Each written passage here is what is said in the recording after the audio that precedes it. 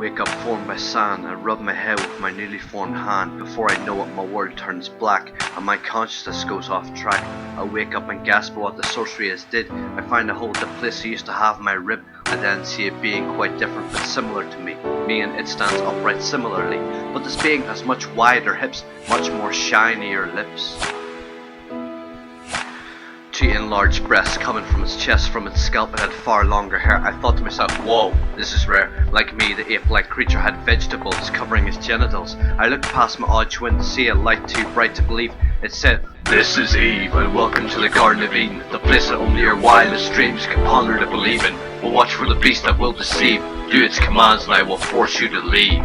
We went off into this paradise and started to travel. An eerie mystery surrounds the dimension I need to unravel.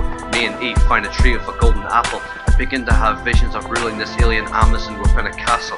Behind us a creature of many features begins to amass. It slowly ascends itself up out of the banana coloured grass. It has the body of a serpent with scales covering skin that when struck with heat the decay would worsen. It had the legs of a centipede as a form of mobility. It went up to me and Eve willingly. It had the face of a blind baby with a head bulging forward and a mouth full of rabies. It said, "That apple has the power to destroy the light bearer. You can create a land that is much fairer. Look out into the distance and try to imagine a savannah of freedom that one and only fruit can make happen." I looked out at this area teeming of extraterrestrials who had been denied the right to celebrate their home with festivals.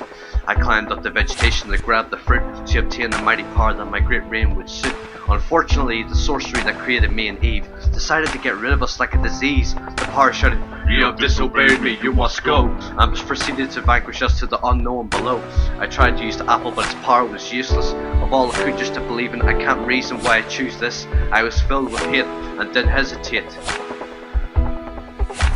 As I made a mad dash to grab the snake as we fell into the crevasse. The moment we landed, I ripped out its legs and thrusted it into its eyes, and used a rock to bash the head of that son of a whore till he dies. I turned around and Eve was on her back and was sleeping.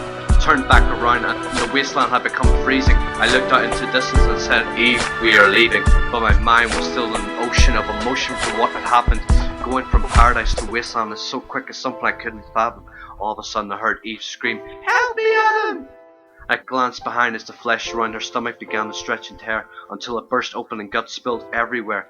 After her deathly screaming was silence, I heard demonic moans, and out of the carcass came carbon copies of me and Eve as clones. At this point I realised the beast, while I wasn't much, must have gone into Eve and planted a seed. Because inside her womb the offspring had multiplied and began to breed, except these clones were smaller but armed with piranha teeth and leopard claws. The beast sneaked up behind me then whispered, "I am the cause of Homo sapiens' flaws." The clones swarmed me and took me down with a cannibalistic drive. Before I screamed aloud in pain and was prepared to be consumed alive, I finally began to understand Lucifer's plan for the ultimate corruption of man.